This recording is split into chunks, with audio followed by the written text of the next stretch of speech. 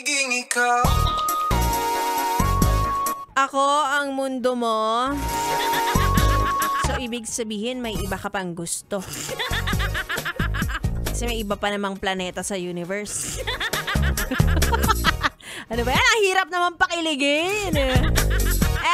Anyway, ganun talaga kapag ang yes friend mo ay walang ibang ginawa kundi ang magtrabaho. Hirap na talagang pakiligin yung mga ganyan, lalo na yung mga nasa mga trentahin na. Medyo mahirap. Kailangan mo nang ipakita yung bank account mo para kiligin sila. Anyway, I am back mga yes friend. It's me, it's a girl DJ Ganda Wanda. Kasama nyo pa rin ngayong Wednesday night. At payag ka no, na Wednesday pa lang pagod na pagod ka na. Diba? Ang tugon dyan, yes friend, hindi naman halata. Right? At sa mga yes friend kong stuck sa traffic, nako, kasanggi nyo po kami, no? Kahit nga hindi traffic hindi pa rin tumitigil ang mga bibig namin. Ganyan kami kasolid dito, diba? At bukod sa pakikinig sa amin, yes friend, ano pa ba ang pwede mong pagkaabalahan tuwing ikaw ay natatraffic sa kahabaan ng EDSA kung saan lupalop man ang bansa?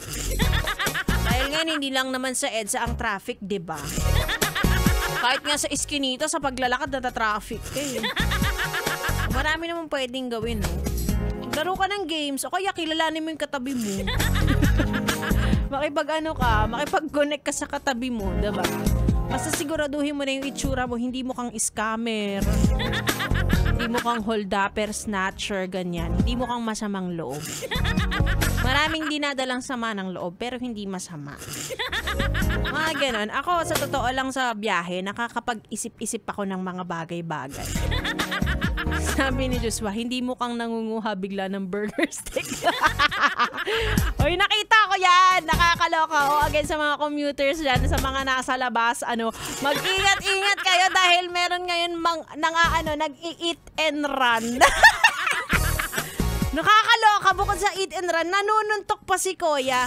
Hindi ko alam kung dumaan na sa mga feed ninyo yan. O, kung wala ka rin magawa sa biyahe ngayon, hanapin mo sa Facebook. Hindi ko rin alam kung saang lugar yun pero nakakatawa siya at the same time, nakakatakot din. Diba? Nakakatawa kapag iba yung nasuntok, pero kapag ikaw yung nasuntok, ewan ko na lang. Kaya ayan, ingat-ingat po. Dahil hindi na lang pera at mahalagang gamit ang ninanakaw ngayon, yung mismong kinakain mo at the moment. Pwede na ring maagaw. Ay, naku, nakakaloka.